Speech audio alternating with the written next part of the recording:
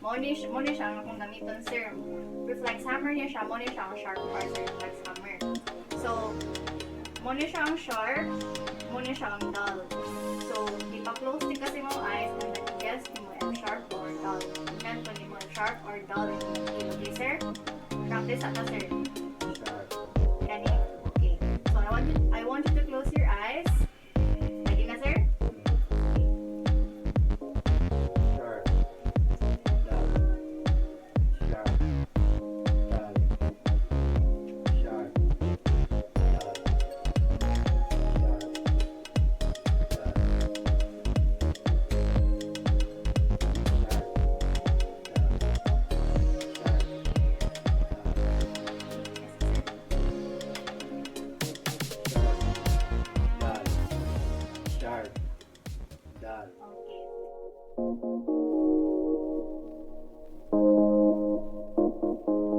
For the passive resistance exercise, patient will be exercising using a 5 pounds dumbbells for the bilateral upper extremity for 10 reps times 1 set and 2 kilograms ankle weight for the bilateral lower extremity to increase both upper and lower extremity strength.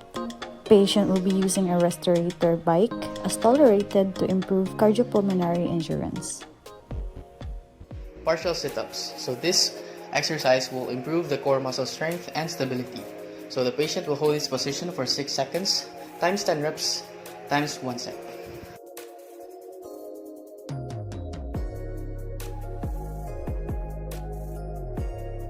Patient will perform isometric exercise on bilateral knee towards extension with 6 seconds hold times 10 reps times 1 set to increase muscle strength.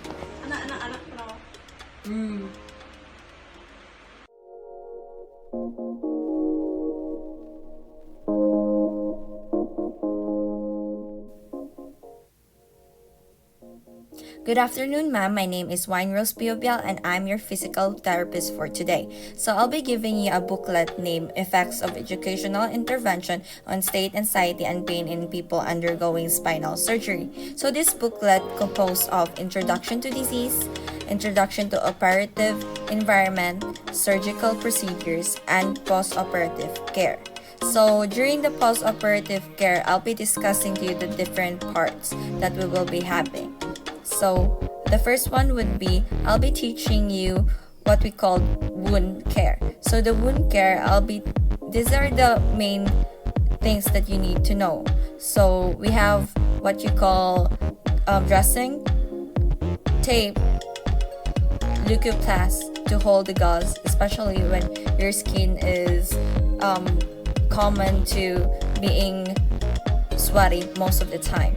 So it's very important to keep your skin or your wound checked most of the time, especially after surgery, because to avoid infection and such as to complicate the surgery or the outcome from the procedure, especially if we will use staples or incisions that could probably high receptors of infection.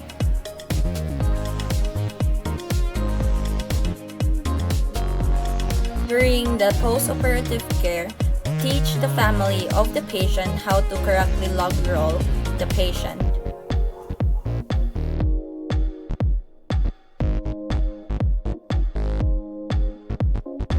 Isometric exercise on left hip towards flexion. With the patient in prone position, place a rolled towel under his knee and ask the patient to push down and hold the position for 6 seconds. This is performed for 10 reps and 1 set to increase muscle strength. Active assisted range of motion exercise on left hip towards abduction. With the patient in supine, instruct and assist the patient to move his lower extremity towards the side. This is performed for 10 reps times 1 set to improve motor control. Resensitization on left L1 and L2 dermatome to light touch and pinprick for 10 repetitions for 2 sets to improve sensation.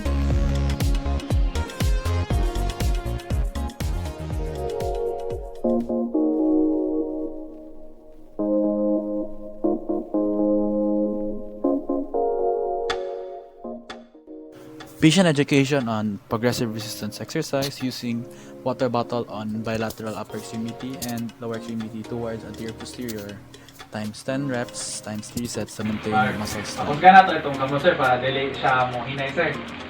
Ano yan mo ni mo na action sa imong kamot? Para dili mawala ang busgan niyo sir. Ano yung mo ni mo sir?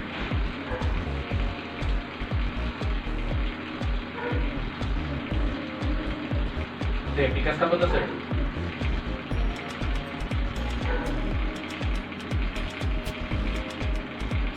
Okay na lang. Patient or SO education on proper positioning of bilateral upper extremities and lower extremities to prevent contractures and deformities.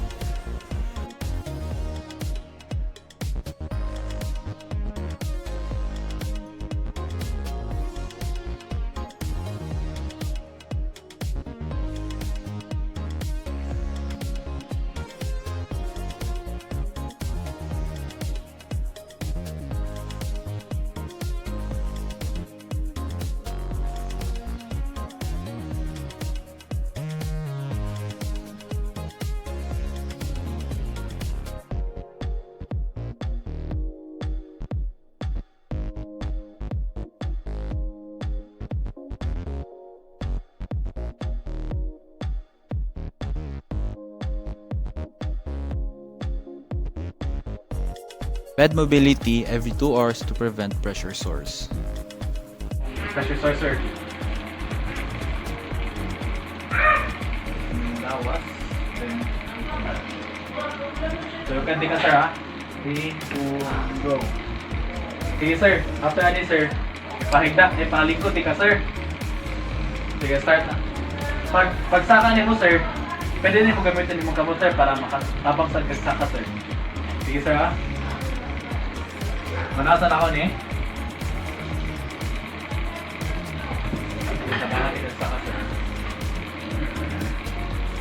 Sige sir, okay na ni.